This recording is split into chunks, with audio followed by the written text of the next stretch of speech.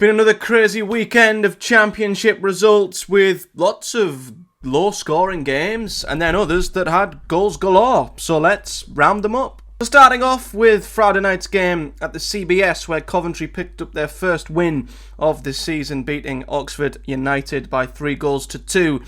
And it's a big win for Coventry. I think it's one they definitely deserved. Over the balance of the game, they definitely created more than Oxford posed more of a threat. They started the game incredibly well and had Oxford on the ropes massively in the first 20 minutes. And I was a little bit worried for Oxford at that point in the game, but they deserve immense credit to Oxford for how they settled back into the game, how they continued to fight away and claw and scratch their way back into this contest. And despite Coventry being the more dominant side, Oxford were able to pretty much take this all the way until the 96th minute, to which they lost it in, well, the worst way possible. Will Vaulks with a shocking back pass straight through the back line. Haji Wright in on goal, and in fairness did really well to convert the finish at that point in the game. A huge moment, and it wins Coventry the game. So even though they deserve the win, Cov, no doubt about that, it could have been another 2 points drop for them, which would have only have mounted more pressure on them getting that first win and not having another bad start like past seasons. But they've got it now, and they might kick on from here. They should kick on from here. And for Oxford, plenty of positives to take from this game. Lots of positives. Going to the CBS and drawing level, going into the 96th minute, not many teams might be able to say they could do that this season, and it could have been another great point for them. It will obviously sting that they lost in the manner they did. They've just got to pick themselves up, because there were a lot of positives for them too. And from one shocking individual error to another, Derby 1, Boro 0. I'm not going to go into too much detail on this. As always, I do a full-on in-depth review of all Boro games on the channel, and I also did a match day vlog of this one, so both of them are on the channel if you want to check them out. But this was another individual error that basically changed the course of the game and won one side the full 3 points, and this was, of course, Isaiah Jones's terrible back pass from a corner that sold Senny Dieng incredibly short, and Caden Jackson, a bit like Haji Wright, took the goal incredibly well. And then after that, it was simply attack versus defence. Derby County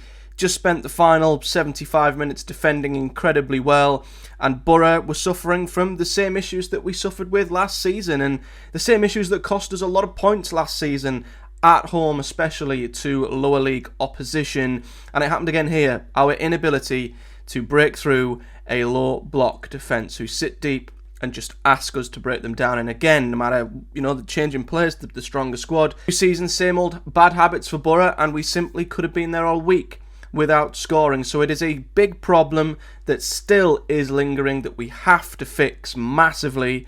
Otherwise, we're going to be dropping more stupid points this season. 2 sides who will come to the Riverside and defend. But Derby, we handed them their opening 3 points. They took them, they defended incredibly well. It was ugly. They weren't pretty. I wouldn't say they went anywhere to convince me that they'll be anywhere other than a relegation scrap this season. But these are the 3 points they've got to try and win. Scrappy 3 points, which they've taken and they've defended well. And yeah, they deserve this one. Portsmouth 0, Luton 0. Another great point for Pompey. And to be fair, depends how you look at this for Pompey, really. I mean, the glass half empty Pompey fan could come at this and say, well, we should really beat Leeds, and we should have arguably maybe beat Luton, because of they were up in stoppage time at Ellen Road. They had Luton down to 10 men for a large period here after Kaminski's idiotic red card. But I wouldn't look at it like that if I was Pompey. I'd look at this as they've played 2 of the promotion rivals and they've come out of it with 2 points, which is absolutely fantastic. And it's a great platform for Pompey to build on, because of course they could have had more. Their fans might be greedy and say they should have had more, but if they're competing this well against sides who are going to be considered to be at the top of the table, they shouldn't have anything to really worry about in terms of facing other sides who might be in and around them this season. So for me, despite being a man up over Luton, I still think this is a great point for Pompey, and I think they've started the season really, really well. Luton did have some big chances when it was 11 versus 11. Carlton Morris missed a one-on-one. I was especially surprised to see. And yeah, maybe Luton will be kind of happy they went to Fratton Park and come out of it with a point after going down to 10 men. But equally, it's now 2 games without a win for Luton Town, only the 1 point after being thumped last week. And I am surprised. I thought a strength of Luton's would be the ability to come down and adapt quick and just get going. But yeah, they're struggling to acclimatise to the return to the Championship, which is something I was surprised by. I still expect them to be up there, but it's not been a great start for them at all. West Brom 0, Leeds 0. The early games continued to just be slightly disappointing, didn't they? And this was a disappointing game, to be honest. 0-0, 0.7 XG for both sides, one shot on target for each. They literally matched each other in near enough every single department. It was an incredibly even, tight game, but I think West Brom will maybe be the happier. I think Leeds are vulnerable at the minute, and it could be a good time to play them, but 4 points from 2 games for West Brom, I think, is still a very, very good return. I think Leeds should be the team who are a little bit more concerned. I think their big positive here is after conceding 6 goals in 2 games, they did get a clean sheet from this game, which is a bit more like Leeds' and their good defence from last season, but still a bit like Luton, struggling to get going a little bit, and still no win for Leeds too. So again, exactly the same conversation as Luton. They'll still be up there, I have no doubt, but they want to get their season going a little bit sooner rather than later, and well, Corberán just keeps bringing West Brom points, and they continue to be a very solid, steady outfit, and that consistency will definitely stem them well this season. Bristol City 4, Millwall 3. That's more like it. The Championship is back. The 3 o'clock has certainly delivered, and Bristol City thumped Millwall here. And yep, it was a 4-3, and yep, Bristol City come from behind to win this. But if I'm honest, I thought the penalty that Millwall got was never a penalty in a month of Sundays. Bristol City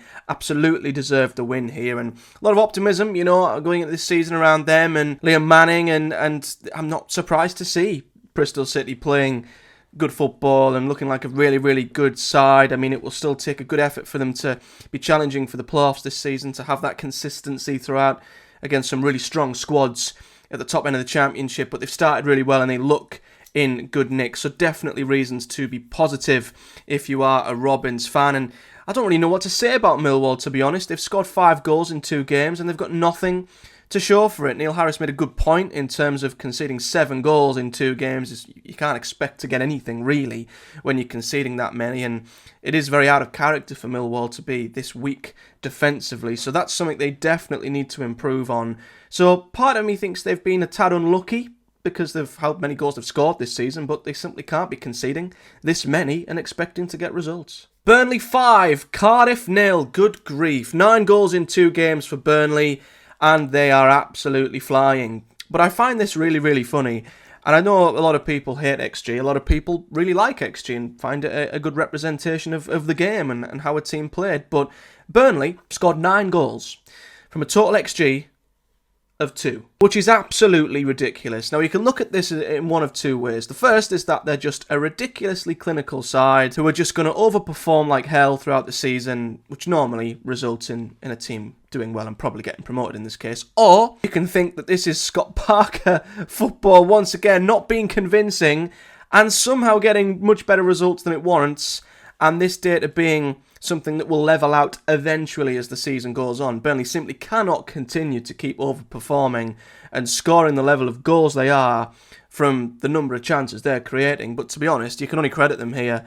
I mean, yep, they had a huge helping hand from the Cardiff goalkeeper for the first one. I mean, that was a shocking piece of defending and goalkeeping, and a lot of Burnley's goals were pretty impressive goals from outside the box, but still, you've got to credit the start they've made under Scott Parker, and it's opened my eyes to how strong Burnley will be this season. I guess if this is a Burnley side that are only creating a little bit of XG here and there, it makes you wonder what will happen when they really get going, if I'm honest. As for Cardiff, I mean, they've come up against 2 good sides in the opening 2 games, and it might not look good that they're bottom of the league, conceding 7 goals.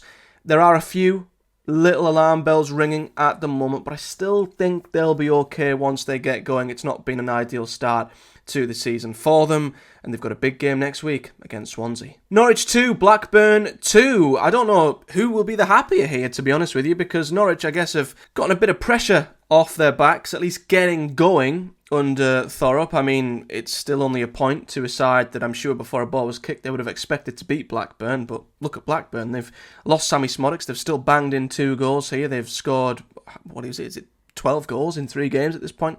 Really, really surprised me, to be fair, to Blackburn. And again, maybe they're another side to slightly rethink going into the rest of the season. But for Norwich, you know what? They've gotten off the mark. They got Sargent and Sainz on the score sheet, which is definitely a positive. Yep, they'll be disappointed they conceded a late goal to Blackburn here. But I think it's the start.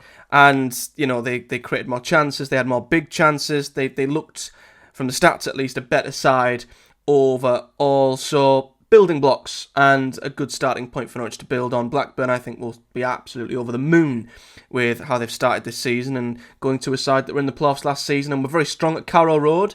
It's a very, very good point, really. Plymouth 1, Hull 1. Wayne Rooney's off the mark at Argyle, and I think they'd take this given last week's absolute shambles. And I wasn't overly convinced by either of these sides going into this game, and I'm still not. If I'm honest, I still think Plymouth will be down there. I still think Hull look miles off of the team they were last season. It was a low chance sort of game, really. You know, Plymouth didn't register a big chance, albeit they had 7 shots on target. Hull only had 2 shots on target, which is very, very disappointing. And I think when you're Hull and you're going to a team like Plymouth, who are off the back of a bad result and are maybe on the ropes a little bit with the pressure around the club, got to be taking advantage of these games for me, and this could be a game they look back on later in the season and think it was a game they could have gotten and should have gotten more from, but they didn't. Plymouth are off the mark. See if they can build on this from here.